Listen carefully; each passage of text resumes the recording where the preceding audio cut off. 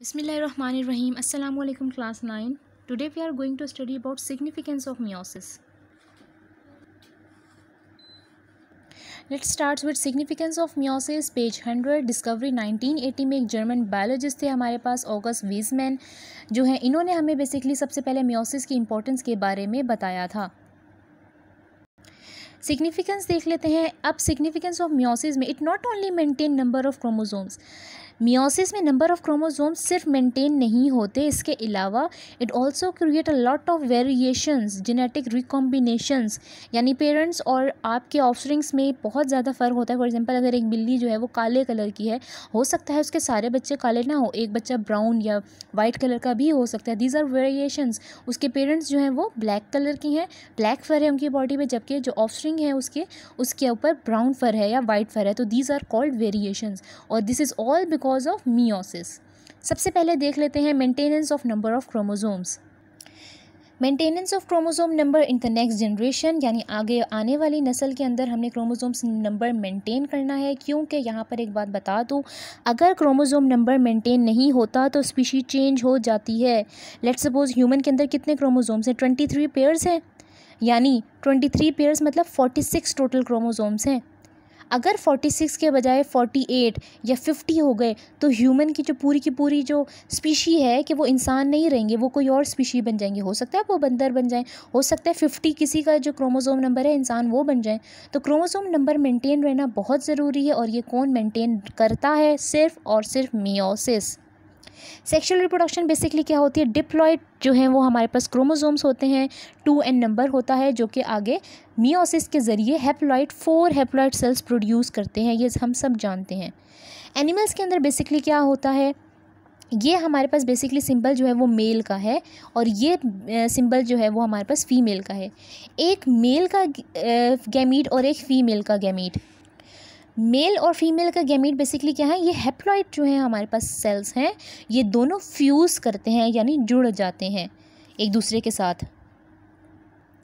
और हमारे पास क्या होता है? डिप्लॉइड नंबर ऑफ क्रोमोसोम आता है, 2n आ जाता है. 1n और 1n मिलकर हमारे पास क्या बन रहा है? 2n. एक मेल पेरेंट से आया और एक फीमेल पेरेंट से आया. इसके बाद बेसिकली क्या होता है कि हमारे पास माइटोसिस का प्रोसेस होता है. आपके पास जाइगोट बन गया, 2n डिप्लॉइड नंबर बन गया, माइटोसिस हुई. माइटोसिस से क्या होता है? ये 2n नंबर ज़्यादा से ज़्यादा होना शुरू हो जाएंगे. माइटोसिस में तो सिर्फ यही हो सकता है कि आपका जो है वो क्रोमोसोम नंबर जो है वो बढ़ जाता है. आपकी माइटोसिस से बढ़ते बढ़ते पूरे का पूरा ऑर्गेनिज्म जो है वो वजूद में आ जाता है. यानी एक सेल जो है वो पेरेंट से आया, एक हमारे पास जो है वो जर्म सेल, बेसिकली ये बॉडी सेल्स नहीं है, ये जर्म सेल्स हैं जो कि रिप्रोडक्शन कॉज करते हैं. एक मदर से आया, एक फादर से आया. मदर का सिंबल ये है, फादर का सिंबल ये है. ये बेसिकली आपको जेंडर का सिंबल है. ये दोनों फ्यूज़ किए, जाइगोट बना, जाइगोट के अंदर माइटोसिस हुई, बहुत सारे सेल्स बने और पूरे का पूरा ऑर्गेनिज्म वजूद में आ गया. ये बेसिकली मैंने आपको एनिमल्स के बारे में बताया है. Now come to fungi and protozoans. Protozoans वो ऑर्गेनिजम्स हैं जो आम आंख से नज़र नहीं आते. इसमें बेसिकली क्या होता है? हैप्लॉइड सेल्स ही होते हैं जो कि माइटोसिस करते हैं और हैप्लॉइड गैमीट्स बनाते हैं जो कि आगे पूरी की पूरी बॉडीज़ बनाते हैं. प्लांट्स के केस में क्या होता है? ऑल्ट्रेशन ऑफ जनरेशन होती हैं, यानी 2 जनरेशन्स होती हैं और वही आपस में ऑल्टरनेट कर रही होती हैं. 2 जनरेशन्स कौन कौन सी हैं? एक है स्पोरोफाइट जनरेशन और एक है गैमीटोफाइट जनरेशन. स्पोरोफाइट जनरेशन और गैमीटोफाइट जनरेशन एक दूसरे से ऑल्टरनेट करती है. पहले स्पोरोफाइट जनरेशन आती है, उसके बाद गैमीटोफाइट जनरेशन. इसकी वजह से क्या होता है? आपका प्लांट जो है वो मियोसिस करता है और पूरे का पूरा प्लांट जो है वो ग्रो हो जाता है.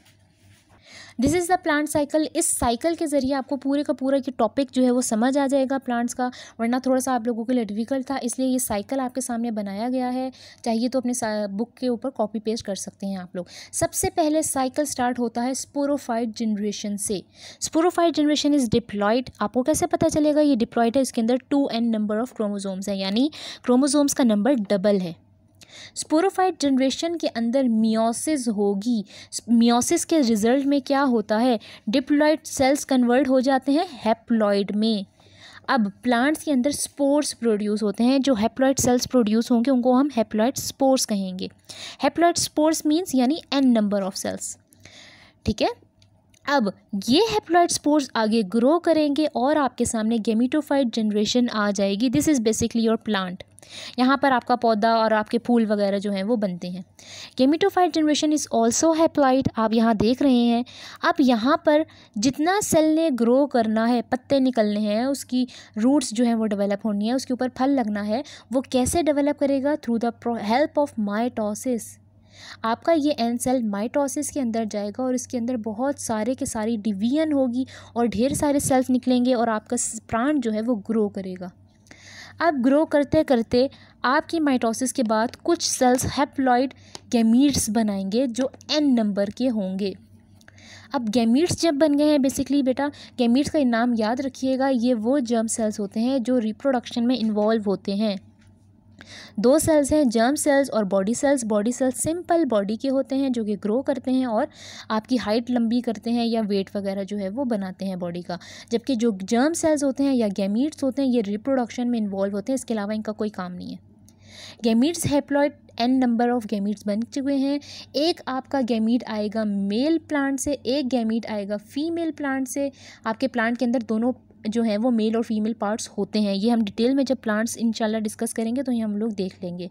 मेल और फीमेल ये जो गैमीट्स हैं आपके, ये दोनों फ्यूज़ करेंगे। इन दोनों के फ्यूज़ करने से जाइगोट बनेगा और जाइगोट आगे जाकर माइटोसिस करेगा और आपके पास वो स्पोरोफाइट जनरेशन आ जाएगी। एक और चीज़ यहाँ पर डिस्कस कर दूँ, जब हमारे पास मेल और फीमेल दोनों के गैमीट जो हैं वो फ्यूज़ करेंगे तो आपके पास यहाँ पर डिप्लॉइड नंबर का जाइगोट बनेगा। अब इस जाइगोट की तादाद ज़्यादा करने के लिए दोबारा माइटोसिस होगी। माइटोसिस के बाद स्पोरोफाइट जनरेशन बनेगी। फिर स्पोरोफाइट जनरेशन एक दफ़ा बन गई, आपका ये साइकिल जो है वो दोबारा से स्टार्ट हो जाएगा। स्पोरोफाइट के बाद हैप्लॉइड स्पोर, फिर gametophyte generation, haploid gamete, zygote. तो अब आप बेसिकली क्या देख रहे हैं कि मैं आपकी साइकिल को जो है वो डिवाइड कर रही हूँ। ये चीज़ ऊपर जो है हमारे पास डिप्लॉइड नंबर है, ये लाइन से ऊपर यहाँ पर जाइगोट पे डिप्लॉइड बना है और ये स्पोरोफाइट डिप्लॉइड है। बाकी ये सारे का सारा नीचे पार्ट क्या है? हैप्लॉइड नंबर है, जिसको हम एन कहते हैं, जिसमें हमें सिंगल क्रोमोसोम यहाँ पे सेट ऑफ क्रोमोसोम्स मिलेंगे। फिर से बता रही हूँ, मैंने अपनी लाइन को सेपरेट किया है। पूरे के पूरे साइकिल में प्लांट के सिर्फ 2 जगह पर हमारे पास डिप्लॉइड है, जबकि बाकी तमाम पे हैप्लॉइड जो है वो हमारे पास सेल मौजूद हैं। होप सो ये प्लांट की जो है वो जनरेशन आपको समझ आ गई होगी, क्योंकि यही आपके आज का शॉर्ट क्वेश्चन है। जो लास्ट शॉर्ट क्वेश्चन रह गया था उसमें यही आपसे जो है वो डिटेल में पूछा गया है। अब मैंने आपको बताया है कि प्लांट्स ना सिर्फ क्रोमोसोम्स का नंबर मेंटेन करते हैं बल्कि वो वेरिएशंस भी कॉज करते हैं। Point number 2, production of variations in next generations, यानी कि नेक्स्ट जनरेशन के अंदर जो वेरिएशन आती है, फॉर एग्जांपल पेरेंट्स से ऑफस्प्रिंग डिफरेंट होते हैं, वो कैसे होते हैं? अब यहाँ पर हमारे पास एक मेल पेरेंट है, ये मेल का सिंबल है, एक फीमेल पेरेंट है। दोनों से हम लोगों ने गैमीट्स एक एक लिया, ठीक है, ये गैमीट्स से। उसके बाद उनको फ्यूज़ करने के बाद हमारे पास क्या बना? जाइगोट। जाइगोट जब हमारे पास बन गया, 2n बन गया, उसके बाद इसके अंदर माइटोसिस हुई। 2n हमारे पास डिफरेंट सेल्स जो हैं वो बहुत ज़्यादा बनने शुरू हो गए। क्यों बनने शुरू हो गए? क्योंकि यहाँ पे माइटोसिस हो रही है। माइटोसिस से बेसिकली क्या होता है? सिर्फ और सिर्फ सेल का तादाद बढ़ती है और कुछ नहीं होता। ये देखें मैं कितने सारे 2n लिख रही हूँ। तो इसका मकसद क्या है? माइटोसिस का क्या मकसद है कि सिर्फ और सिर्फ सेल की तादाद बड़ी हो रही है और कोई काम नहीं हो रहा। सेल जब बढ़ रहे हैं तो इंसान पूरे का पूरा ऑर्गेनिज्म जो है वो वजूद में आ जाता है इन 2 सेल्स की वजह से। अब क्वेश्चन ये राइज होता है, ये तो जाइगोट बन गया और पूरे का पूरा माइटोसिस के बाद ऑर्गेनिज्म भी बन गया, वेरिएशंस कहाँ पे आ रही हैं? तो वेरिएशंस बेसिकली हम देख लेते हैं कि जो हम एनाफेज डिस्कस करते रहे हैं इतने दिनों से, तो एनाफेज में हमारे पास चेंजेस जो हैं वो आती हैं। सबसे पहले आ जाते हैं डिसजंक्शन की तरफ। एनाफेज 1 मियोसिस का, एनाफेज 1 क्रोमोसोम सेपरेट होते हैं एक दूसरे से, जबकि एनाफेज 2 में सिस्टर क्रोमेटिड सेपरेट होती हैं एक दूसरे से। इन दोनों की सेपरेशन को हम डिसजंक्शन कहते हैं, यानी ये हमारे पास पूरे का पूरा क्रोमोसोम है, ठीक है, ये 2 क्रोमोसोम्स इस तरह जुड़े हुए होते हैं ना एनाफेज 1 में, और एनाफेज 2 में हमारे पास सिर्फ एक ही क्रोमोसोम होता है। इसके अंदर सिस्टर क्रोमेटिड्स एक दूसरे से जंक्शन, यानी दोनों एक दूसरे के साथ अटैच होते हैं, ज्वाइन हुए हुए होते हैं, जंक्शन होता है।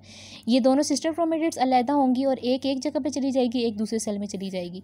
जबकि यहाँ पर एक क्रोमोसोम एक सेल में जाएगा, दूसरा क्रोमोसोम दूसरे सेल में जाएगा। This is anaphase 1। तो क्या है? डिसजंक्शन, जंक्शन टूट रहे हैं दोनों के, this is disjunction. Non disjunction क्या है? If there is a error in separation of chromosome at anaphase 1 or anaphase 2, this is known as non disjunction. ये सिंपली ऊपर मैंने आपको डिसजंक्शन बताया जिसमें किसी किस्म का एरर नहीं है। दो क्रोमोसोम्स एक दूसरे के साथ जुड़े हुए थे, दोनों आराम से सेपरेट हो गए। दो सिस्टर क्रोमेटिड्स एक दूसरे के साथ जुड़ी हुई थी, दोनों आराम से सेपरेट हो गई। अब अगर आपके ये दो क्रोमोसोम्स एक दूसरे के साथ ही जुड़े रहें और ये इस सेल्स के बजाय यही पूरे का पूरा सेल बन जाए और दूसरा सेल खाली रह जाए, दिस इज़ नॉन डिसजंक्शन। इसी तरह इसकी तरफ आते हैं, इन दो सेल्स बनने के बजाय हो सकता है हमारे पास ये पूरे का पूरा क्रोमोसोम एक ही सेल में चला जाए, दूसरा खाली रह जाए, दिस इज़ नॉन डिसजंक्शन। या फिर ऐसा भी हो सकता है कि हमारे पास दो सिस्टर क्रोमेटिड्स पूरी और एक सिस्टर क्रोमेटिड सिर्फ आधी चली जाए, ये वाला केस भी आता है, तो दिस इज़ नॉन डिसजंक्शन। ये एरर्स आते हैं हमारे मियोसिस के अंदर और इन्हीं एरर्स की वजह से बहुत सारी बीमारियां और बहुत सारी प्रॉब्लम्स जो हैं वो क्रिएट होती हैं और इन चेंजेस की वजह से म्यूटेशंस आती हैं और बाज़ औक़ात ये म्यूटेशंस हमारे लिए हेल्पफुल भी होती हैं। बहुत खूबसूरत आई कलर दे देते हैं, हेयर कलर दे देते हैं जो कभी ज़िंदगी में देखने को नहीं मिलता। तो ये नॉन डिसजंक्शन एरर्स हमारे लिए नुकसानदेह भी हैं और फ़ायदेमंद भी हैं। फ़ायदेमंद इस तरीके से कि कुछ अच्छी चीज़ें आ जाती हैं, कुछ सामने आ जाती हैं, जैसे कोई हेयर कलर, आई कलर या कोई बीमारी के अगेंस्ट जो है वो आपके अंदर इम्यूनिटी आ जाती है। लेकिन ज़्यादातर नॉन डिसजंक्शन के जो हैं वो एरर्स की जो हैं वो बीमारियाँ ही हैं। एग्जाम्पल आपके सामने ह्यूमन का मैं बता चुकी हूँ। 46 क्रोमोसोम्स ह्यूमन के अंदर मौजूद हैं, इसका मतलब है 23 पेयर्स। अगर कोई एरर आ जाए और 46 के साथ एक और क्रोमोसोम एनाफेज पे, जैसे मैंने कहा है ना, यहाँ पर एक क्रोमोसोम आना था, दो के दो क्रोमोसोम चले गए हैं, तो 46 के बजाय 47 क्रोमोसोम्स हो गए, एक एक्स्ट्रा आ गया, स्पीशी चेंज हो जाएगी, इंसान नहीं रहेगा वो ऑर्गेनिज्म, वो कोई और मखलूक हो जाएगी। इसी तरह 46-1 दिस इज़ योर सेल। यहाँ पर एक क्रोमोसोम्स आना था लेकिन मिसिंग हो गया, एरर आ गया, तो क्या है 46 में से एक क्रोमोसोम मिसिंग हो गया, 45 स्पीशी चेंज। क्योंकि अगर ह्यूमन का वो बेबी होता, ऑफस्प्रिंग होता, उसके अंदर सिर्फ और सिर्फ 46 क्रोमोसोम होते। 46 क्रोमोसोम होंगे तो ह्यूमन होगा, 46 क्रोमोसोम नहीं है तो ह्यूमन नहीं होगा, कोई और स्पीशी हो सकती है जिसके अंदर 45 क्रोमोसोम्स हो या 47 क्रोमोसोम्स हों। यहाँ तक बेसिकली हम एरर्स, डिसजंक्शन, नॉन डिसजंक्शन सब देख चुके हैं। सिग्निफिकेंस ऑफ मियोसिस यहाँ पे कंप्लीट होती है। शॉर्ट क्वेश्चन की तरफ चलते हैं। So this is your exercise page 105. Short question number 4. Plants do not make their gametes bye meiosis, how is that? ये बेसिकली जो भी आपको मैंने स्पोरोफाइट जनरेशन और गैमीटोफाइट जनरेशन बताई है, यहाँ वहाँ पे उसका आपको आंसर मिल जाएगा। ये आपने आज जो है वो अपनी कॉपीज़ में भी नोट डाउन करना है। और इसके अलावा लॉन्ग क्वेश्चन की तरफ आते हैं। मैं इसको मार्क कर रही हूँ इन दोनों को। Long question number 7, describe the significance of meiosis. तमाम की तमाम सिग्निफिकेंस जो हमने पढ़ी है, जो कि आपको मिल जाएगी, वो दिखा देती हूँ, वो हमने इसमें जो है वो लिखनी है। This is the significance of meiosis from there to production of variation in next generation. यहाँ पर आपका लॉन्ग 7 जो है वो कंप्लीट हो जाएगा। लॉन्ग 7 एरर्स इन मियोसिस नहीं लिखना क्योंकि वो नहीं पूछे गए। यहाँ से लॉन्ग 7 जो है वो स्टार्ट हो रहा है। हेडिंग्स जो है एज इट इज़ दी हुई हैं, लेकिन ख्याल रखिएगा बीच में जो है वो मैं आपको भेजूँगी इमेजेस अटैच करके। हेडिंग्स इसके बीच में से बनाऊँगी क्योंकि इसके अंदर प्लांट्स का बताया हुआ है, एनिमल्स का बताया हुआ है, फंजाई और प्रोटोजोन्स का बताया हुआ है। तीनों का डिफरेंट हेडिंग्स देकर आप जो है वो लिखेंगे।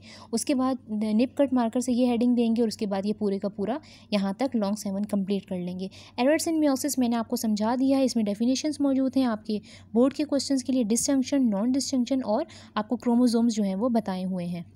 यहाँ तक आज का टॉपिक क्लियर होता है, कंप्लीट होता है। और भी कोई चीज़ हो, कुछ भी हो, पूछना हो, आप पूछ सकते हैं। अल्लाह हाफिज़।